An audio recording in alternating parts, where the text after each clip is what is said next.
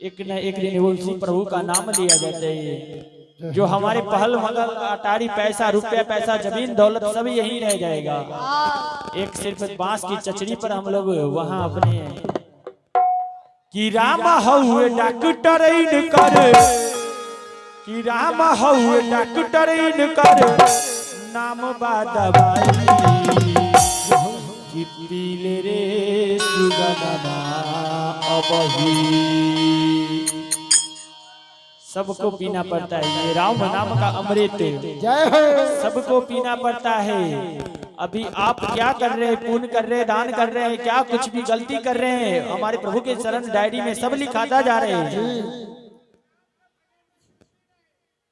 और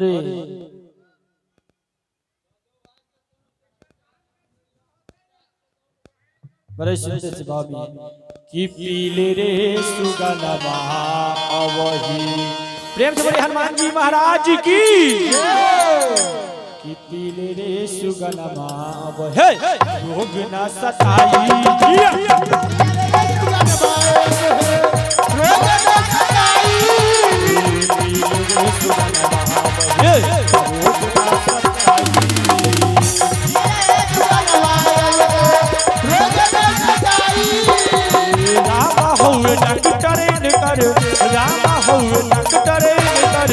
नाम बादबाई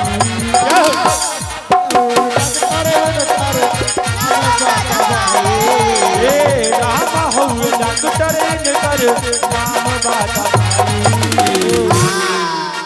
और पीले रे सुगनमा कि पीले रे सुगनमा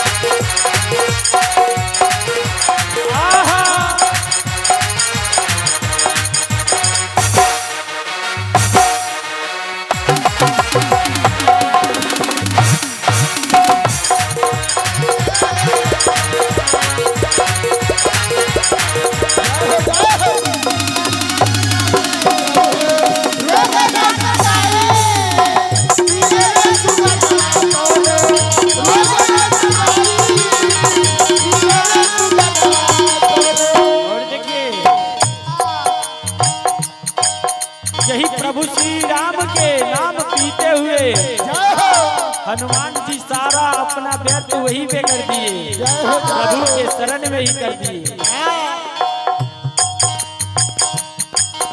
उसी का आज हम लोग नाम गुणगान कर रहे हैं। जय हो जय हो।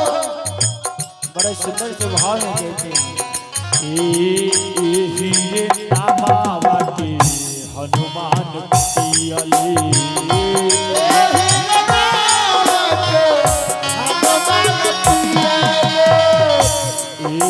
चरनिया के हनुमान भजले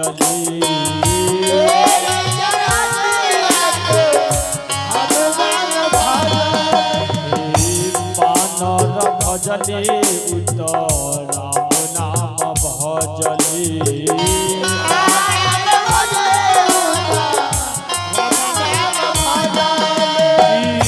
मुख पर राम नाम मुख पर राम नाम हरदम रहेला।